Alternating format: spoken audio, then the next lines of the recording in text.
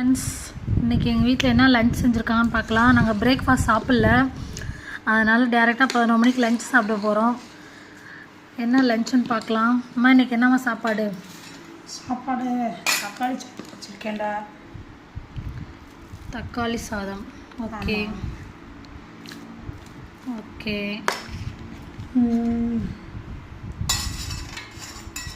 தக்காளி சாதம் நல்லா அப்படியே முளைஞ்சதுக்கு சாதம் பிணைஞ்சு வச்சுருக்கேன். கேரட்டு வச்சுருக்கேன். கேரட் பொரியல், வெங்காயம் பச்சை மிளகா போட்டு பொரியல் வச்சுருக்கேன்.